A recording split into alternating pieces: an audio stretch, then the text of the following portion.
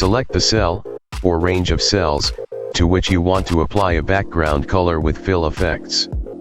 On the Home tab, in the font group, click the arrow next to Fill Color and then under Theme Colors, or Standard Colors, click the background color that you want to use. To apply the most recently selected background color, select the cells, and click Fill Color button.